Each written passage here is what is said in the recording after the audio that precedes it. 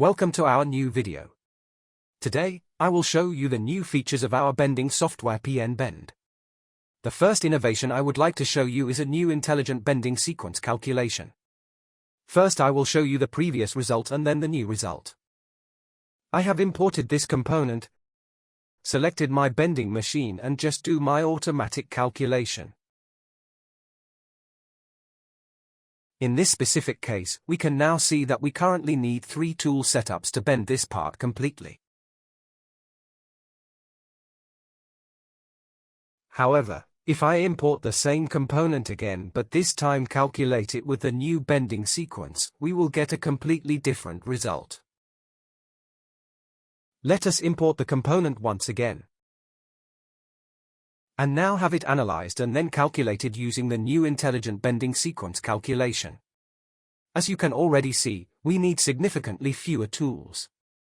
Instead of 3 tool setups, we now only have 1, which naturally saves us a lot of setup time on the machine. This new function is always executed automatically as soon as you click on Calculate Automatically. This function now allows you to automatically calculate a more efficient bending sequence even for very complex components. The next new feature I would like to show you is the automatic withdrawal calculation. To demonstrate this, I will import another component. Select my bending machine and perform the automatic calculation here as well.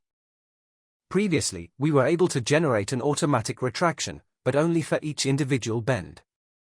The problem is that a withdrawal can take a lot of time and, ideally, I only want to make a withdrawal when it is really necessary. Our software can now recognize this automatically with this update. We can see this clearly with this component. No retraction is necessary for bend number 1, and our software does not perform any retraction. However, for bend number 2, as you can see, I have these tabs on the component that would come up in the bending process, which then would lead to a collision with the stop. To prevent this collision, I naturally need to retract and our software automatically recognizes this and then retracts accordingly. However, it only does so when it is really necessary, which saves me a lot of time on my machine. We have also made a few other minor improvements that come with our latest update. I would like to show you one more, because now you have the option of undoing all manual changes. This means that if you manually change the stop position in your component, manually change the bending sequence or even manually change the tools, you can now easily undo these changes. I can quickly demonstrate this by moving my component, for example. Also adding an additional tool here, and then I decide that I actually don't want these changes after all. Then you can simply click on Undo at the top of the program and reverse all these changes step by step to restore the previous state. In addition, you now have the option of viewing your changes with a timestamp so you can see exactly what you have changed and jump back to a specific point.